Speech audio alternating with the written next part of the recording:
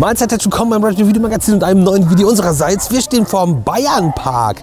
Haben wir schon oft gezeigt, auch in jüngster Vergangenheit eigentlich mit einem Backstage-Einblick in den Voltrum-Turm. Und wir sind heute hier, um euch nicht die Fahrattraktionen zu zeigen, die natürlich auch sehr cool sind und man auf jeden Fall mitnehmen sollte, wenn man hier ist, sondern das Halloween-Event. Macht der Bayernpark noch nicht so lang, aber umso mehr haben wir Bock, uns das anzugucken und euch mitzubringen und zu zeigen, was es hier gibt. Und soweit ich das weiß, gibt es sogar 5 Maces. Halloween im Bayernpark bedeutet übrigens, es gibt 2 verschiedene Arten von Halloween im Bayernpark. Einmal Familiengrusel-Gaudi. Und die ist von morgens um 10, wenn der Park aufmacht, bis 17 Uhr. Obacht, bis 15 Uhr haben aber nur die Gruselpfade auf. Das gucken wir uns gleich auf jeden Fall an. Und dann gibt es die weiß-blauen Albtraumnächte. Und die sind dann von 17 bis 22 Uhr. Auch hier Obacht, ab 18 Uhr machen dann die Maces erst auf. Aber da habt ihr jetzt schon mal eine grobe Orientierung. Wenn man hier hinkommt, macht man von 10 Uhr an erstmal Fahrattraktionen, bisschen Kinder-Halloween und dann wird es richtig gruselig. Und auch in der Zeit, wo jetzt die Maces nicht auf sind, sind Shows und Entertainment-Themen bezogen natürlich auch hier im Bayernpark. Also für das Halloween, was jetzt tagsüber ist, für die ganze Familie, gibt es halt 3 Abenteuerpfade, nenne ich es mal. Und es gibt 3 verschiedene Themen und wir waren als erstes bei den Zeithütern und die Zeit ist ein bisschen durcheinander gekommen und wir müssen helfen, die Zeit wieder ins Gleichgewicht zu bringen. Und man durchläuft verschiedene Stationen und hat verschiedene Aufgaben, die man bewältigen muss, um am Ende die Zeit wieder zusammenzuflicken, und man wird auch mit einer kleinen Süßigkeit am Ende auch belohnt. Möglichst das Metall nicht. Ach, nicht weitermachen. Das ist kein Problem. Too much pressure. Das war nur der Computer. Der hat uns gezeigt, wo der Fehler liegt. Jetzt nicht nervös werden. Was für eine Konzentration.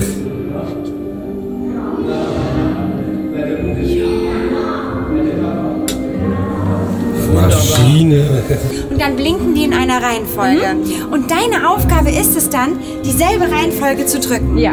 Das schaffst du, oder? Bestimmt. Perfekt. So ein bisschen durcheinander und dann weiß ich immer nicht, welcher der richtige ist. Ja. Also könnt ihr vielleicht am Rad der Zeit drehen und rausfinden, welcher der richtige ist? Als zweites waren wir auf dem Hexenpfad und ja, es gibt gute und es gibt auch böse Hexen. Und die bösen Hexen haben den guten Hexen ihre Hexenkraft geraubt und wir müssen helfen, diese wiederzufinden und müssen da ein paar Hexenaufgaben bewältigen, zum Beispiel einen Zaubertrank zusammenbrauen, als wir bei der Zaubertrankmeisterin waren.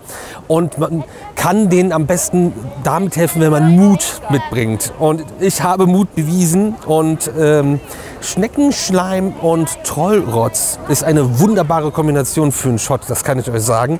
Und auch da durchläuft man verschiedene Stationen mit diesen verschiedenen Aufgaben. Beides übrigens Indoor sowie Outdoor.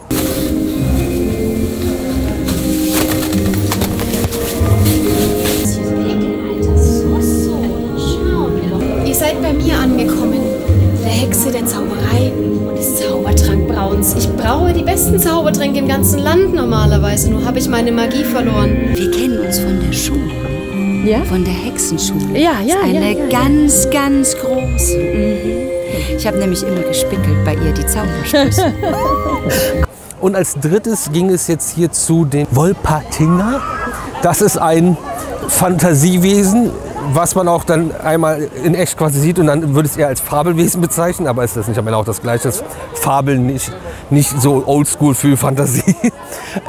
Auch Indoor und Outdoor, und hier gibt es verschiedene Aufgaben an verschiedenen Stationen und wir müssen den Abenteurern helfen, denn die Menschen jagen dieses Wesen und das geht nicht, sondern wir müssen das quasi beschützen, damit es wieder zurück in die Fantasiewelt kann und verschiedene Symbole finden, und die werden dann am Ende zusammengebracht, und wenn das stimmt und funktioniert, haben wir es geschafft und hat das Gute wieder gesiegt, und auch da gibt es wie bei den beiden anderen am Ende eine süße Belohnung.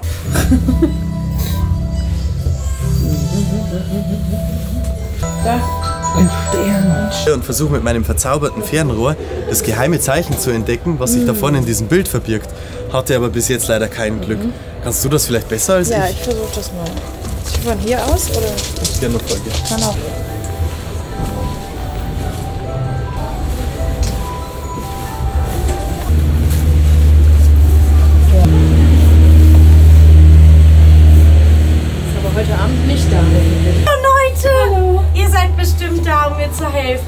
Ja, wir sind blitzschnell unterwegs. Ey, wir sind keine Kinder, ja, das ist nicht für uns gemacht. Das war voll cool, hat voll Spaß gemacht. Sehr geile, wirklich sehr gute Schauspieler, die das wirklich super rüberbringen, die gut aussehen dabei und das wirklich sehr einfühlsam und schön machen einfach. Wirklich, ich fand es jetzt einfach wirklich sehr erquickend. Jetzt scheint die Sonne auch noch, das ist echt sehr nice. Also das auf jeden Fall machen. Vielleicht muss man sich da ein Kind für ausleihen, damit das nicht so ganz awkward ist. Aber krass, das habe ich nicht erwartet. Sehr stark. Und wir gucken uns natürlich nicht nur das an, sondern auch gleich das Gruselige und den Horror für euch.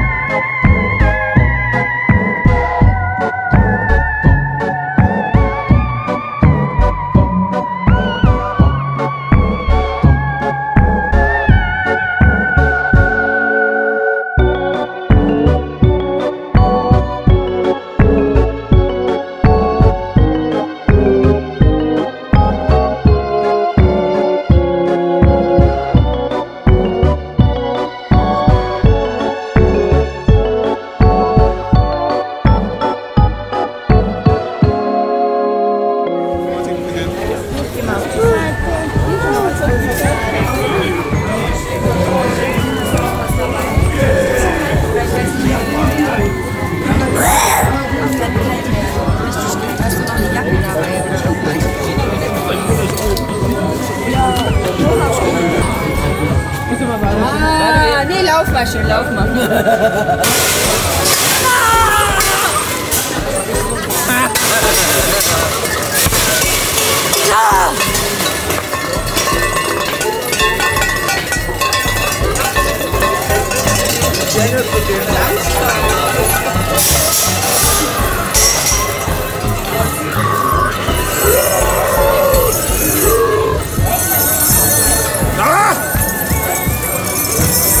Lecker Hessen!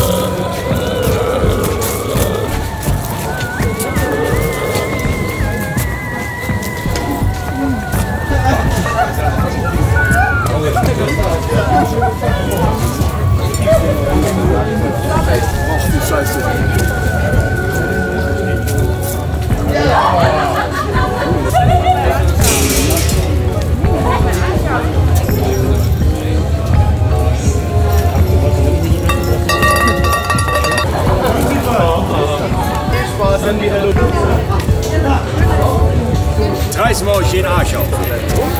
Hi, geht's dir gut, mein Freund? Noch ja. Ich folge dir, ey. YouTube, ja? YouTube. Ja, dir müsst ihr folgen, der ist cool. Das ist ein Foto mit mir. Der ist gut, damit die Lichter in den Tag sind. Schuckel? Ja, du hast ein Oh.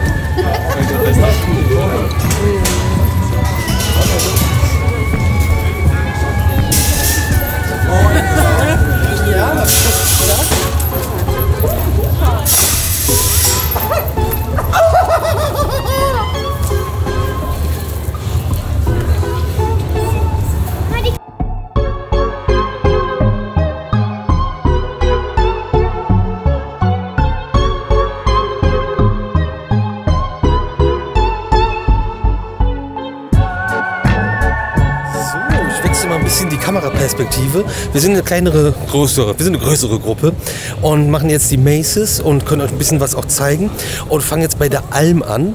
Und ja, wir sind im Bayernpark und das Thema ist Bayern und deswegen gibt es hier natürlich auch eine Alm.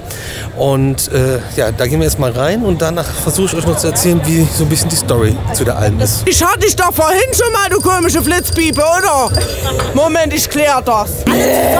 So, ihr gehört dazu, ihr habt aber, nee, ihr tut mir so leid, das hat sie reserviert, da würde ich nicht drin gehen. Ja, einer muss schon vor. Nö. Nö. Ach, ist doch nicht Bett.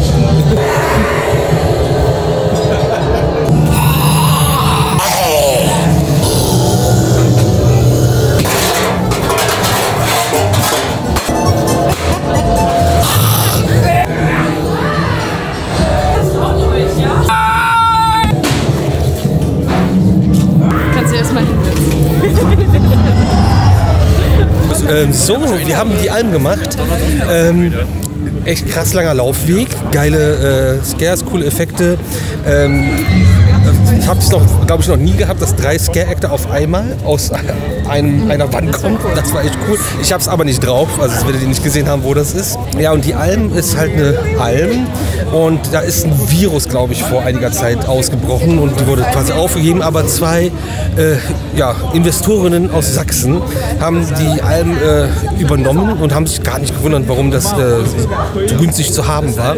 Und die begrüßen einen auch quasi beim Check-in und machen einen erstmal rund und dann geht's ins Maze. Ich finde nur, es sind auf jeden Fall eine Menge Actor drin. 18 aber ich finde jetzt, tatsächlich, das Timing müssen sie noch ein bisschen verbessern, weil oft nur der erste erschreckt wurde. Da muss man so ein bisschen darauf achten, dass das ja, by the way wird hier aber auch darauf geachtet, allgemein im Bayernpark beim Halloween, dass keine großen Gruppen gebildet werden, sondern maximal 5 Leute gleichzeitig durch die Maze laufen, damit auch irgendwie alle was davon haben. Ja, und dafür, dass es auch halt nur eine temporäre Anlage ist und nicht in einem Gebäude oder so, war es auch teilweise sehr gut gemacht. Genau, also Gestaltung ist natürlich jetzt nicht State of the Art, aber weil es ein Zelt, das wird wieder abgebaut und muss wieder aufgebaut werden. Und trotzdem erkennst du, dass es eine Alm ist und es gibt viel Deko. Ja, ne? Das ist jetzt kein immersiver Walkthrough, aber trotzdem eine schön gestaltete Maze. Weiter geht's. Ja, wir sind in Bayern, also gibt es natürlich auch eine Brauereiführung und wir gehen jetzt zur Achterbräu und das ist ein eigenes Bier, das könnt ihr sogar hier, das Hellraiser, trinken im Park und kaufen im Park und das haben wir schon verköstigt, logischerweise. Und jetzt geht's in die Brauerei und da ist ein Hefepilz ein bisschen ausgeartet und hat so ein bisschen vielleicht die Mitarbeiter befallen. Nichtsdestotrotz gehen wir auf Brauereiführung. Ihr kennt uns, ihr kennt den Kanal.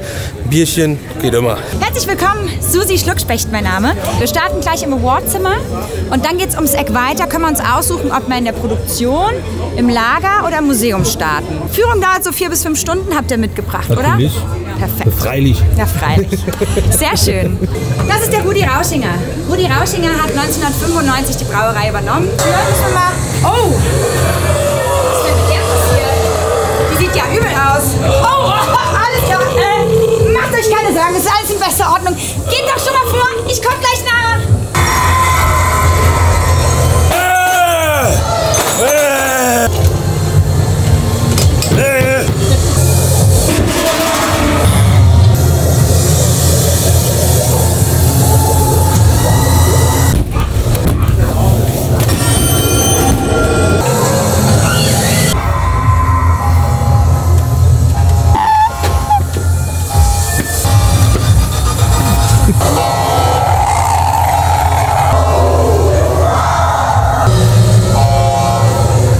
Zurück von der Brauereiführung. Irgendwie hat das Biertasting am Ende gerade gefehlt.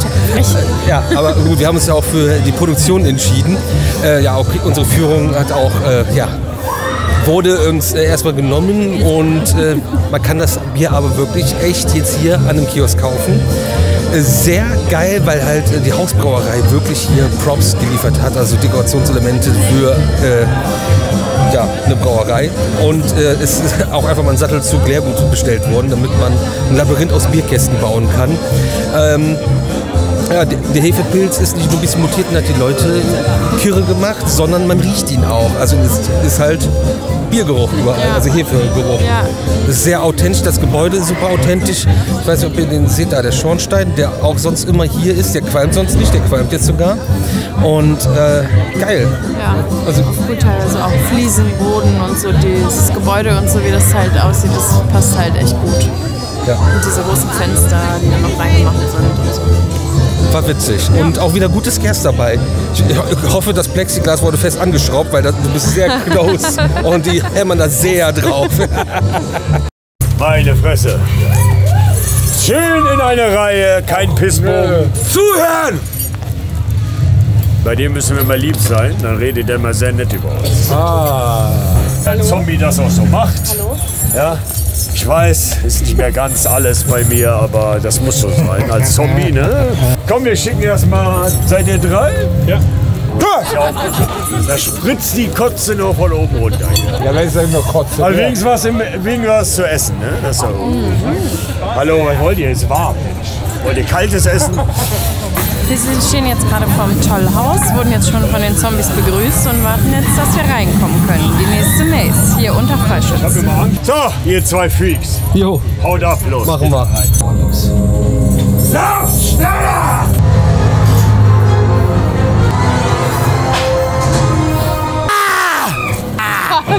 Jetzt seid ihr gefangen! Helft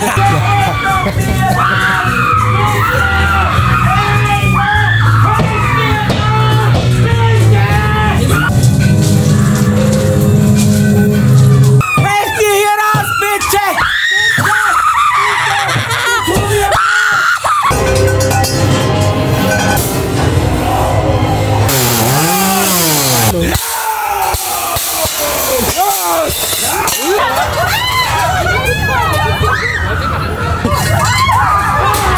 Bereitsüberflutung. Holla die Waldfee. Wo ist Blade, wenn man ihn mal braucht? Wir waren bei den Vampiren. Erstmal der Anfang, wenn man so durch so ein, das ist ja so ein Kinderspiel-Kletter-Parcours sonst.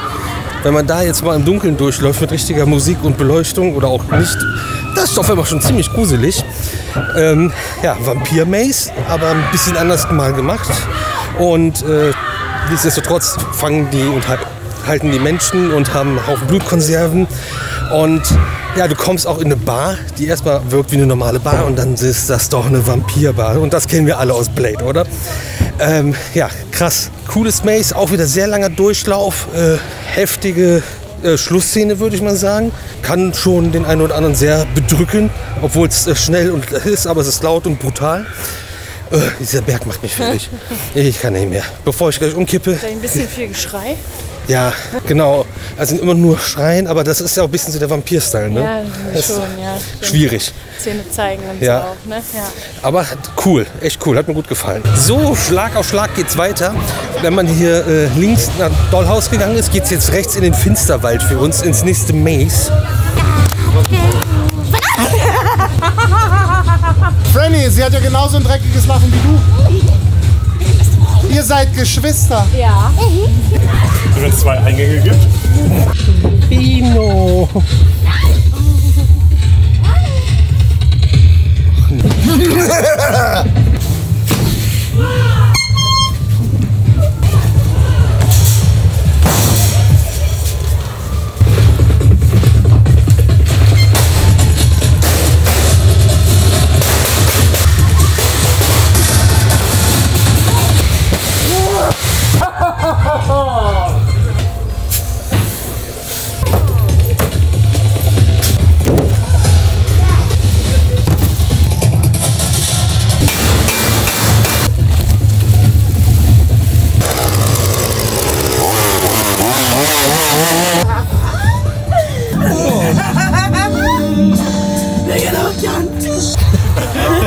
Wir waren gerade im Finsterwald und das ist keine Waldmaze. Das ist verrückt. Ich würde es vielleicht eher als Junkyard Maze bezeichnen, aber der Name war auch noch ein bisschen über. Und jetzt kommt noch der Fluch und da waren wir ja quasi auch heute schon, aber im Kinderprogramm und jetzt wird's zum Erwachsenenprogramm. Hatten wir gerade auch noch in der Maze. Ich habe eben schon gesagt, ich bin zu oft in seltsamen rotbeleuchteten Wohnwegen in letzter Zeit. Ich musste aber dringend drüber nachdenken, aber alles beruflich. Ah, Kundschaft, willkommen, willkommen. Hallo, was macht ihr denn alle hier? Oh, das sind aber viele. Zeig doch mal. Arachne. Ich hab die Spinne. Und ich kann euch versichern, ihr habt alle schlechte Karten. Oh, die Spinnentiere hier, die euch gleich durch alle Löcher kriechen werden.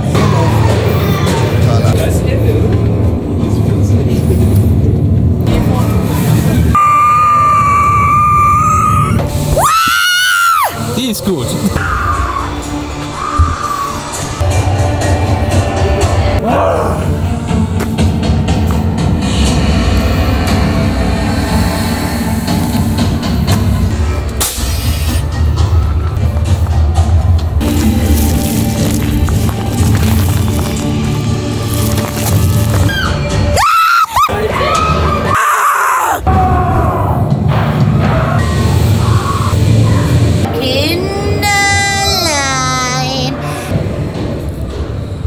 Ja, und der Fluch. Das ist das Gebäude, in dem die Maze ist. Die Maze ist aber auch außerhalb des Gebäudes. Und ja, wir haben eine Tarotkarte gezogen, die hat unser Schicksal bestimmt und wo wir lang gehen, wo die Maze startet. Alter, also wir kennen das ja eben von 2 verschiedenen Abenteuerpfaden und das Ganze plus noch viel mehr Räume ist jetzt eine Maze, die größte Maze, die haben, bist du ewig unterwegs. 27 Hektar jetzt gerade da drin. Ja, ich finde jetzt gerade vor allem die Schlussszene finde ich sehr atmosphärisch. Auch die Girls draußen im Wald waren richtig cool. Also jetzt läufst du auch mal ein bisschen durch den Wald, also Wald ist das ja nicht, aber durchs Gestrüpp. Ja, ja, coole verschiedene Sachen und vielleicht am Ende irgendwie ein bisschen viel Lappen, wo ich immer hängen bleibe, aber weil ich auch mit einer Hand gerade unterwegs war. Das ist so ein bisschen mein Problem auf jeden Fall. Ja, aber cool, ey. Also das Thema ist ja irgendwie, dass Tarotkarten zum Leben erweckt werden oder so. Genau. Ne? Und dann findet man die halt da alle, also vor diese Wesen. Ja, die verschiedenen Symbole und Themen der Tarotkarten werden zum Leben erweckt und sind einfach alle auch nicht gut drauf. Sehr, sehr krass auf jeden Fall. Ey, 5 riesige Mazes hier im Bayernpark. Und wir sind im 2. Eventjahr. Das muss man auch noch mal dazu sagen. Ne? Das ist ja nicht hier Dauerzustand. Das ist auf jeden Fall auch noch mal sehr beeindruckend. Aber das ist noch nicht alles, was wir euch zeigen können. Denn es gibt natürlich noch ein bisschen anderes Entertainment bei einer Abendveranstaltung.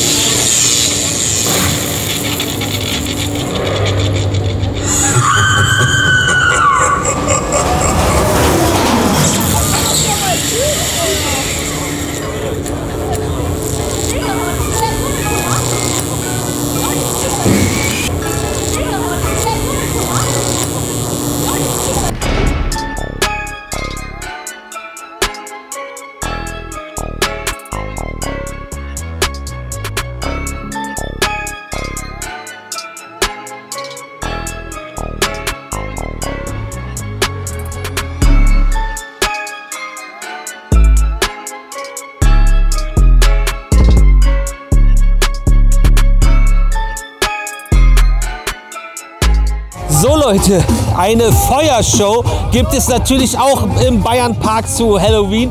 Und ja, bevor ich weiter mit dem Feuer rumspiele, guckt ihr euch lieber an, wie das Profis machen, in ein paar Zusammenschnitten. Und dann sehen wir uns gleich noch zum heißen Fazit wieder. Wow.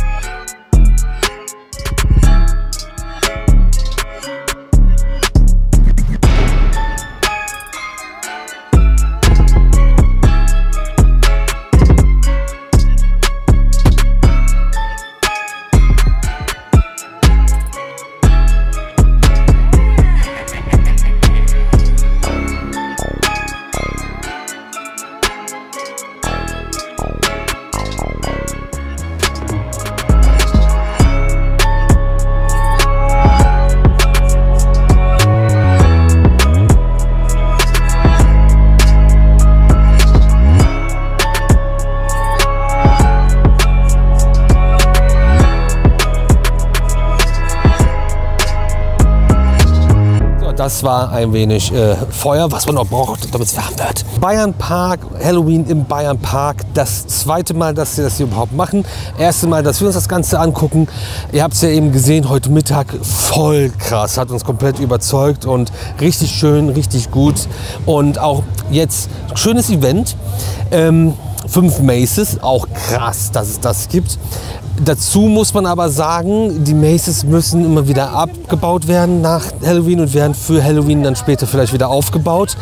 Und das sieht man denen natürlich auch an. Also jetzt, die sind gut gestaltet, aber nicht so krass immersiv, wie man es vielleicht inzwischen bei dem einen oder anderen gewohnt ist, wo die Sachen stehen bleiben können. Das liegt einfach in der Natur der Sache. Wenn das nicht stehen bleiben kann, kannst du halt manche Sachen nicht machen. Deswegen gibt es halt viele Plan oder viele nur schwarz gestrichene Bretter, ohne das jetzt irgendwie schlecht darstellen lassen zu wollen. Dastehen lassen, zu lassen, wie es ist.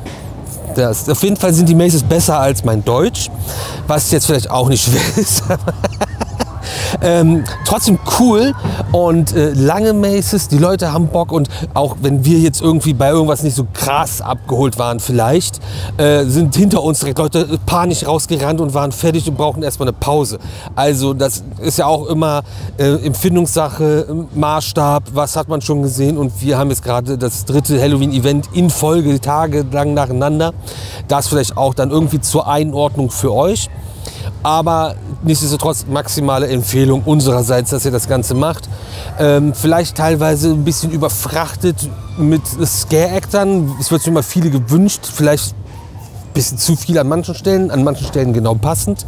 Und teilweise gut bespielt, teilweise okay bespielt, aber halt auch im Großen und Ganzen alles vollkommen in Ordnung. Feuershow, auch coole Leute waren total begeistert.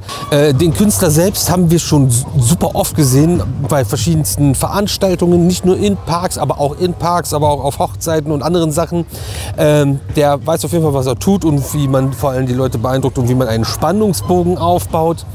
Die waren alle begeistert und ja, Top-Event. Vor allem, das finde ich wirklich, das ist eigentlich das Beste, auch wenn es das Selbstverständlichste vom Ganzen ist.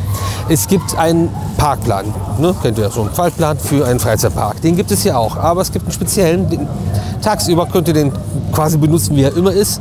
Für abends dreht ihr das Ganze um, denn die untere Parkhälfte, also alles, wenn ihr dann die Brücke überquert Richtung See, Wildpark und Hühnerhutschen, die Neuheit von Art Engineering, der Wild Swing, der dieses Jahr hier neu aufgemacht hat, der Teil ist geschlossen für dieses Abendevent und nur der vordere, obere Teil ist geöffnet. Aber nicht alle Attraktionen, so die Schweine-Eisenbahn ist natürlich jetzt nicht offen. Und auf der Karte ist, trotzdem habt ihr den Parkplan, dann nur der ganze Bereich drauf, den es jetzt gibt. Logischerweise markiert, wo finde ich welche Maze, welches Horrorhaus, wo finde ich die Show, wo gibt es das alles, das ist natürlich markiert. Und die Attraktionen, die gefahren werden können, was auch einige sind hier, die sind farblich dargestellt. Die Attraktionen, die nicht gefahren werden können, sind ausgegraut. So ist die Orientierung meiner Meinung nach erstmal viel einfacher, weil der Parkplan aussieht, wie er aussehen muss und wie der Park aussieht. Und wenn man dann eine Attraktion entdeckt, die jetzt da einfach nicht existiert, denkt man nicht, was ist denn jetzt damit, sondern die ist ausgegraut und man weiß sofort, ey, die Attraktion ist nicht dabei. Aber auch hier im Bayern Park die Möglichkeit, bis spät abends Fahrgeschäfte zu fahren. Auch nochmal so ein geiles Add-on. Aber ihr könnt natürlich den Bayern Park auch in der Winterzeit besuchen oder auch in der Sommerzeit. Aber auch ein Winterevent gibt es hier, das vielleicht direkt auch mal an dieser Stelle im Video erwähnt. Link zum Bayern Park selbst packe ich euch in die Videobeschreibung. Da findet ihr auch alle Informationen komplett zu der Preisstruktur und den Tickets für Halloween und wie das Ganze funktioniert, weil ihr braucht auf jeden Fall so ein Armband, um damit in die Maces zu kommen. Aber könnt auch den Park so besuchen, es gibt keine Scare Zones, so könnt ihr auch zum Beispiel mit der ganzen Familie kommen und mit den Kindern kommen und dann macht jemand die Maces und die anderen bleiben draußen und genießen den schön beleuchteten Park oder fahren irgendwelche Fahrgeschäfte im Dunkeln oder können einfach hier durchbummeln, was essen und ein bisschen verweilen. Das vielleicht einmal so zum Halloween im Bayern Park. Habt ihr das dieses Jahr schon gemacht oder wart ihr letztes Jahr beim ersten Mal schon dabei und kennt jetzt sogar einen Unterschied? Helft uns weiter, helft anderen weiter und viel Spaß in den Kommentaren. Und ansonsten sehen wir uns morgen um 18 Uhr wieder zum neuen Video hier auf dem Radio YouTube Kanal.